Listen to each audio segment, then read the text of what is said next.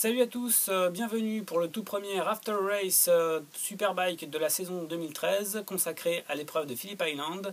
On démarre tout de suite sur les chapeaux de roue avec le résumé des courses.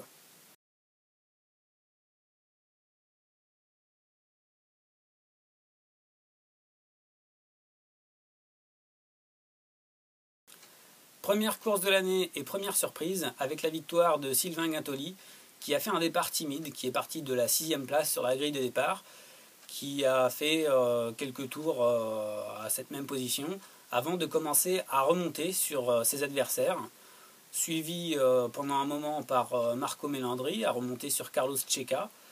Puis il s'est lancé à la poursuite de Eugène Laverty, son coéquipier, qui avait pris le large entre temps. Et donc il a réussi à le rattraper, à le dépasser et à son tour à creuser l'écart. Donc il a terminé sa course seul en tête. Une très belle course de Sylvain Guintoli, une très belle surprise.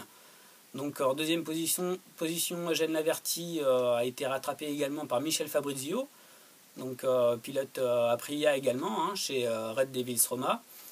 Il a dû se livrer à une bataille dans les derniers tours pour conserver sa deuxième position. Il a réussi cette belle performance.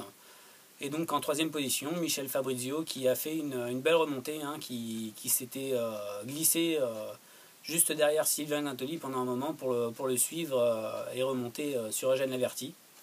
Donc malheureusement il y a eu un incident lors de la bataille pour la troisième place entre Carlos Checa et Marco Melandri. Marco Melandri avait dépassé Carlos Checa et au freinage, Carlos Checa s'est raté.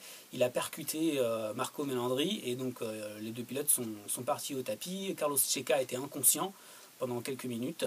Il a été hospitalisé, transporté par hélicoptère jusqu'à l'hôpital de Melbourne. Donc nous reviendrons là-dessus un peu plus tard. Et donc Marco Melandri, sa course a été terminée à ce moment-là alors qu'il était troisième.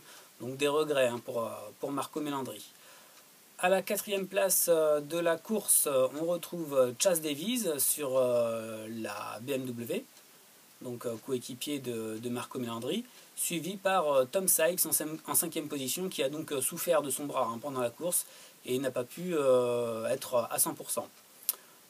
Belle performance du français Loris Baz sur la Kawasaki, qui termine à la 6e place pour sa première course sur ce circuit qu'il ne connaissait pas avant. Donc très bonne performance, hein, pour le français. Côté français, donc Jules Cluzel, débutant en Superbike sur la Suzuki, a terminé 11e.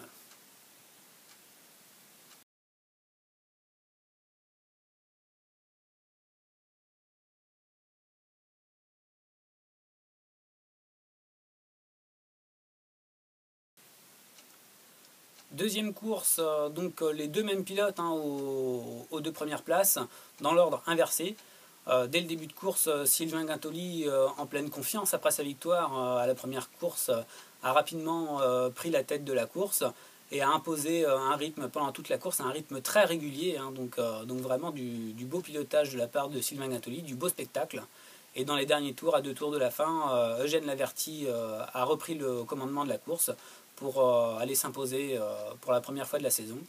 Donc voilà, les deux pilotes Aprilia encore aux deux premières places, hein, donc pleine satisfaction pour le team Aprilia officiel qui a mis ses deux pilotes aux deux premières places des deux courses. Donc voilà. En troisième position, Marco Melandri a pu cette fois-ci se glisser sur le podium. Donc il a dû se battre en fin de course avec Michel Fabrizio, encore une fois, qui a été encore une fois très performant, hein. Voilà, donc 4e position Michel Fabrizio, comme je viens de vous le dire. 5e position Tom Sykes encore, donc régularité, hein, pour Tom Sykes. À défaut de pouvoir se donner à 100%, il a assuré les points. En 6e place, Davide Giuliano a marqué des points après son abandon de la première course. Et en 7e place, on retrouve Jules Cluzel sur la Suzuki, qui a beaucoup progressé, qui nous a fait un bon résultat quand même, hein, pour un début en Superbike avec la Suzuki, et qui a été nettement plus chanceux qu'aux essais où il a pu casser 2 moteurs en 2 séances. Donc voilà, bonne performance de Jules Cluzel. Malheureusement, Loris Baz a chuté pendant cette course. Il a été accroché par Chaz Davies, qui a été surpris lui-même par une manœuvre de Johnny Rea. Voilà, donc pour la deuxième course.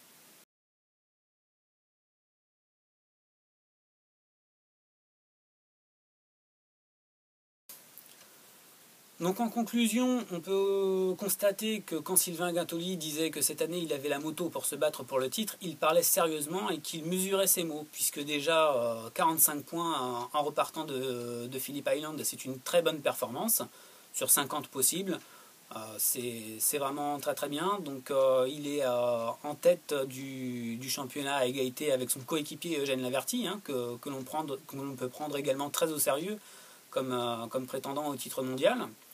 Donc parmi les trois hommes auxquels on pensait le plus pour ce titre mondial 2013, donc les trois hommes dont je parle sont bien entendu Tom Sykes, Carlos Checa et Marco Melandri. Donc le bilan pour Tom Sykes, c'est que malgré sa blessure, il a limité les dégâts, contrairement à Carlos Checa qui lui a été sorti dès la première course donc, sur blessure. Donc il est sorti de l'hôpital depuis, ça va pour Carlos Checa, juste il a été gardé en observation parce qu'il a reçu un gros choc à la tête, il est tombé sur la tête quand même. Donc voilà, mais il déclare qu'il sera opérationnel pour Aragon et qu'il essaiera de faire oublier cet incident. Donc voilà, hein, Checa, il a pas marqué un seul point, hein, puisqu'il n'a pas fini aucune des deux courses. Et donc Marco Melandri qui, à la deuxième course, a limité les dégâts de la première en marquant les 16 points de la troisième place. Donc voilà, dans les trois hommes que l'on voyait favoris pour le championnat, c'est pour l'instant Tom Sykes qui a plus l'avantage sur Melandri et Checa, mais la saison vient juste de commencer, hein, donc on ne peut pas trop se prononcer encore sur qui sera le champion du monde 2013. C'est très difficile de faire un pronostic dans cette catégorie Superbike. Et donc nous espérons que Sylvain Guintoli viendra mettre son grain de sel dans cette bagarre pour le titre. Malheureusement pour Carlos Checa, c'est beaucoup de points perdus, puisque c'est un circuit qui d'habitude lui réussit beaucoup, hein. Il était favori pour cette course, étant donné que lors de ces dernières années, il a gagné, il me semble, 4 courses en 3 ans, donc en 3 saisons. Donc ça fait 4 courses sur 6 gagnées, donc il a l'habitude de se montrer assez performant sur ce circuit. Donc peut-être que ça penchera dans la balance pour le titre, nous le verrons en fin de saison. Voilà, donc pour terminer, on va faire un petit tour du côté du championnat du monde Supersport 600, donc, où Kenan Sofuoglu s'est imposé face à Sam Lowes au terme d'une course où ils se sont battus vraiment pendant toute la course. Pendant les 12 premiers tours, ils se sont doublés quasiment à chaque tour. Donc ça a été vraiment dépassement sur dépassement entre les deux hommes. Ils se sont vraiment livrés à un mano à mano extraordinaire pour notre plus grand plaisir. Donc voilà, c'était vraiment une très belle course.